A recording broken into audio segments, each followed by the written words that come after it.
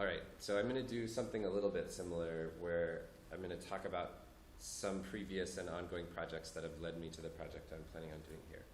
And tell me if I'm speaking too quickly as a tired American. I can try to slow down. All right, so my first book project was Fresh Fruit, Broken Bodies, Migrant Farm Workers, and it followed indigenous Mexican migrant farm workers. So most of them learned Spanish once they got into the US, or they learned it a little bit in elementary school, but they spoke an indigenous language that preceded Spanish by hundreds of years. And then they learned Spanish more fluently once they came to the US working with other mestizo Mexicans. So I followed them for a year and a half and lived with them and thought a lot about the ways in which hierarchies of ethnicity and citizenship lead to health inequities, and then the ways in which these social and health hierarchies come to be understood, especially as natural and genetic, in society and in medicine, both in medical science and in the practice of clinical medicine. It's been translated into Portuguese, German, and Spanish, but not French yet, although I have one article in French.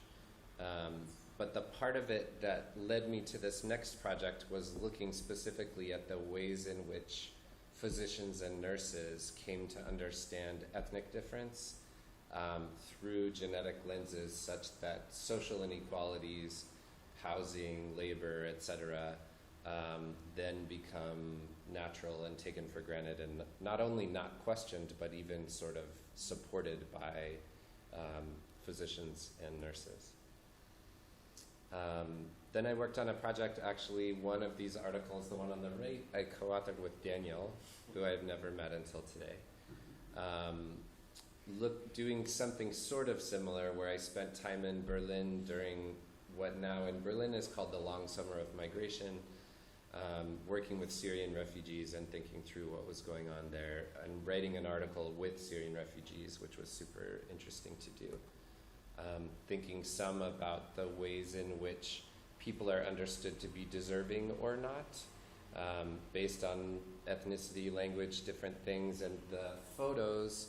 So the top photo is a picture I took at the oldest gay bar in Germany during that time, and there's a big sign that says "Refugees Welcome." It has two men, 2 kids, 2 women, and it says "Bring your families." But it's based off this traffic sign from the Southern California.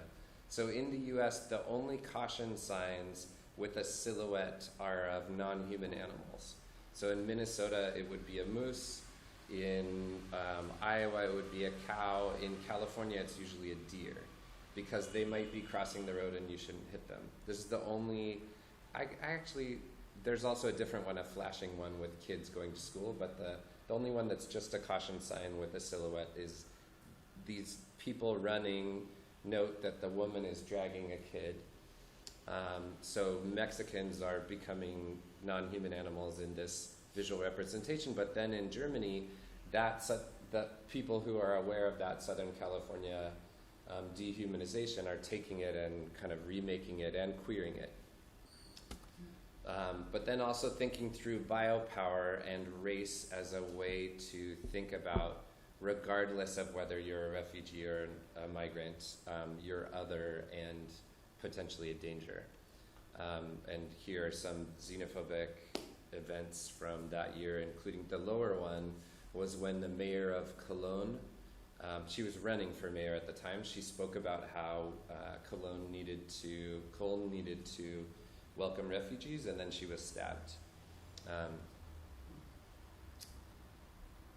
And then I also got really interested in how much effort was going into technology and the ways in which websites were being purported to save the day for refugees. This is a picture, I'm going to forget. It's called Startup Boat, but they called it I don't remember. Anyway, this group of people almost entirely from the US go on essentially a fancy cruise on a sailboat through Greece and Italy and make a website and are funded by lots of big corporations in the US because that is what's going to fix the refugee crisis, is a website that somehow refugees then will find and know how not to drown and how to deal with Greece and the leaves there. Yeah. Like with the Yeah. Amazon. Right. And then I spent last summer with the Rojava Academy of Medicine in North and East Syria, and was planning on looking at doing something sort of similar to what I'd been doing in Mexico and the US, looking back and forth with families and people who had left and people who were returning, etc. But then Turkey started bombing and I haven't been back. So I don't know if that will continue or not. I'm still sort of in touch with people there, but. The third project that's ongoing is looking at the farm worker youth from the indigenous groups who I've been working with in Washington, Oregon, California, and Oaxaca, Mexico. And I'm really interested in how they understand race, ethnicity, social difference, identity, identification, because in different moments they will, well, for example, for 4 years I went with the youth who are US citizens or have DACA, the Deferred Action for Childhood Arrivals, where they don't have the right to be in the US but they won't be deported, to their parents' home village in Oaxaca, Mexico. Because the only person who many of these families knew who could cross the border and was over 18 and knew where their village was me. So they asked me to take their kids. So for 4 years we went and we videotaped it, and this video I think will be done in the next couple of months. We've been working on it for years now. One of the youth who's 18 now, when we arrived the first time in their home village, he started asking in Triqui, his relatives, how he could get an arrowhead. And then he asked in Spanish, and then he turned to me in Spanish and then English and said, why don't they understand what I'm asking for? So his parents have always told him that he's Indio, that he's an Indian. And in the US, growing up in California, he knows that Indian means basically kind of like Great Plains Cherokee or something, with feather headdresses and arrowheads to hunt buffalo. So he knows he's that, because that's what he's been told by his parents, to be proud that he's Indio. So then when he goes and meets his family, who he understands to be maybe even more Indio than he is, he wants to get an arrowhead, but they don't know what that is because they don't live near buffalo, etc. So all these ways that race and ethnicity are functioning for them are interesting. So what I'm working on here is looking at social difference in the ways that it comes to embed itself within medical science, especially the way that medical science is taught to trainees.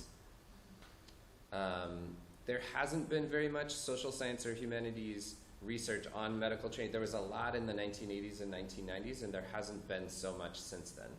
But a lot of things have been shifting, a much larger focus and funding of global health, significantly growing social and economic inequalities, and gender changes in who are physicians. And I'm interested in how future physicians are come to perceive and respond to social difference, related to what I saw in the other projects. Using Foucault's idea of subjectivation, I want to kind of learn and think about how physicians become certain kinds of clinical expert subjects and how that relates to their perception and response to social inequalities, social inequities. And then how is that different now with the things that have changed over the last few decades?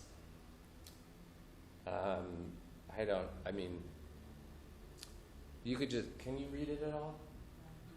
You could just read a couple things and see what's interesting to you. This was published in 2017 by one of the major medical publishers. Oh, that's beautiful.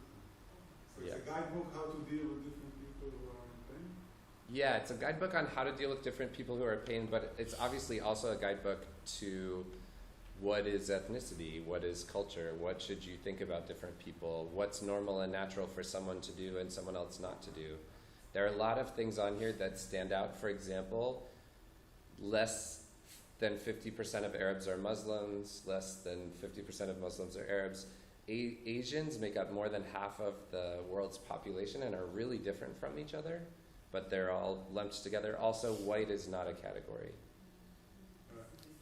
So anyway, there's lots of interesting things. This is only a few years ago. Where is published? I'll look it up and tell you. I can't remember. But it's one of the main kind of medical education, nursing education publishers in the U.S. Collection of clichés. Then it was, then there was a lot of, people were upset about it, and later they made a statement that they made a mistake and they should have thought about it more. So theoretically, I'm interested in subjectivation, the ways in which clinicians, including myself, have been produced as subjects.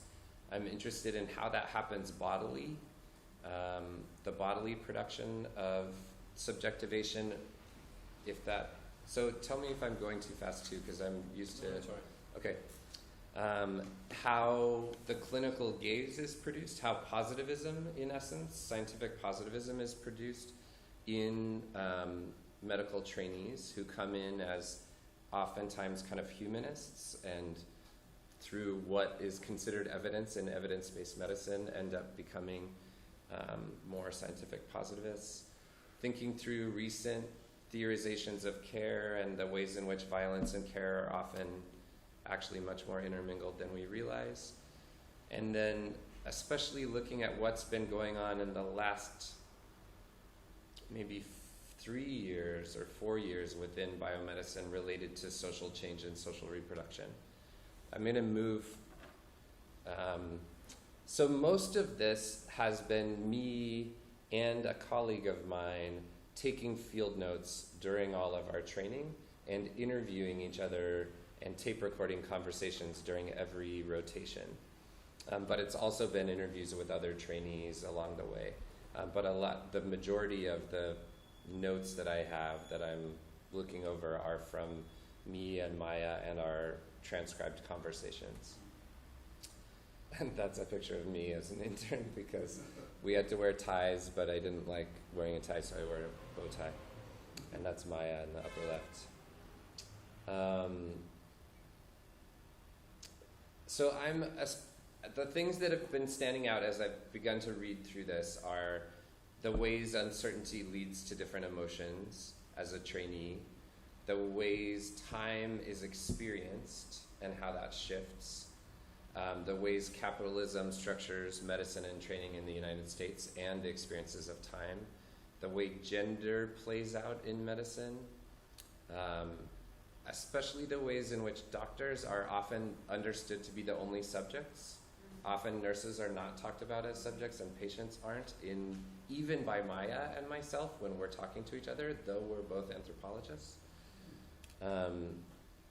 So I am not going to go through all this, but this is basically the table of contents, like thinking through what clinical subjectivation is, thinking through the ways in which we learn to manage all the uncertainty that we have early on. I ended up on anti-anxiety pills. Maya ended up on antidepressants.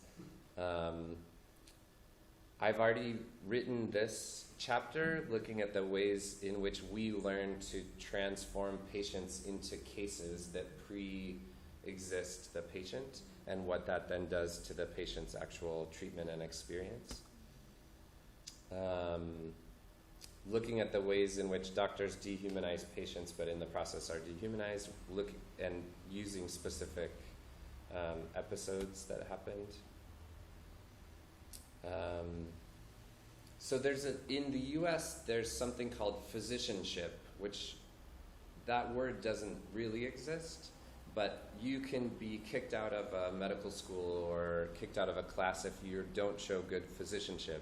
And so I'm trying to figure out what physicianship is and how it relates to ability and disability and critical disability studies, but also related to gender, etc. Thinking through especially place also, and the ways in which place plays into different forms of ethics, like what's allowed when you're at the main university hospital and what's allowed when you're in a community clinic. What's allowed in the main university hospital and what's allowed when you're on a global health trip in Africa, that are very different, and how is that justified or legitimized? Thinking about capitalism and time and how they're related to each other within the experience of the trainee who's trying to learn to do medicine. And then thinking about how masculinity is imposed on trainee workers. Many of the things, like physicians in the US never tell each other good job. They always say strong work. And strong work is never because you sought to make sure that you had appropriate supervision or that you were doing something you already knew how to do. Strong work is when you do something you don't know how to do and it goes well, or when you do it alone without supervision or without help from anyone, even if you're not certified to do it.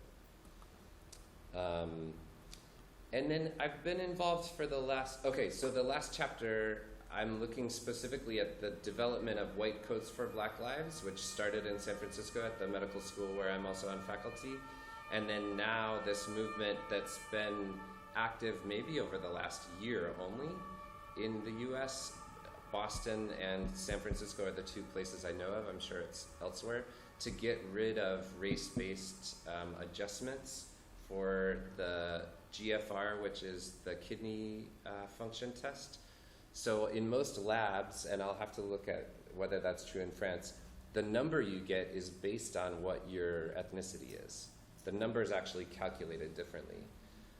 So if you're Black in the US, you have to be sicker in order to have the same number as a non-Black person, because the assumption from the 1960s and 70s was that Black people had more muscle and white people didn't, and therefore their numbers needed to be calculated down, regardless of your actual body shape.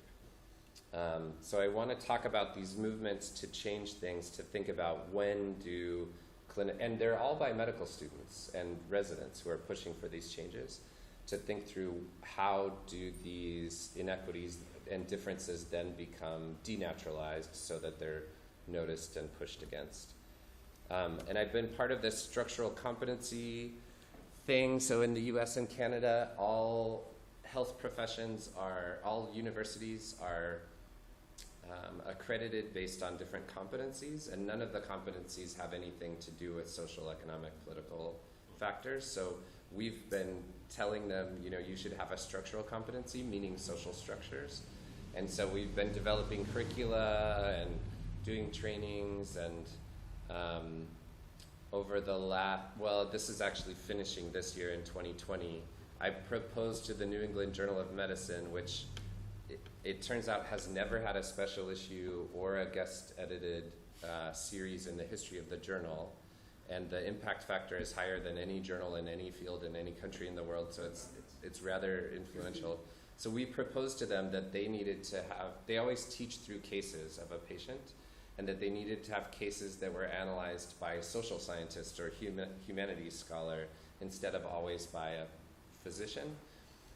And so far I think we've had 15 published, which is super interesting and ironically probably related to Trump being elected. The fact that the New England Journal, which has always been kind of center-right politically, became open to having an article on structural racism, etc. We couldn't get colonialism in, we tried. Next year. Yeah, maybe next year. So I think part of what I'd be interested over time in conversations with you about are what other ways should I be thinking through some of this material theoretically? Number two, that's more a writing thing. So also, given that a fair amount of the data is from me, that freaks me out because I already don't really like being criticized. that my personality. And that's part of what academia is. So in this book, not only will I be the writer and analyst and theorist, but also kind of the subject matter. And so I talk with my therapist about that on Mondays, but if you have ideas on that. And then also I've been spending, over the last 5 years, I've been spending more and more time in Europe with working groups, especially in Germany and Norway, and not as much time in France. But kind of thinking through how some of these things are different here. I had talked with people here in Canbios, in the IPC, and with Thibaut about the possibility of leading a structural competency kind of short course or something, but even the cases we use are so different because our health system is so exclusionary. So anyway, that's what I'm here to do.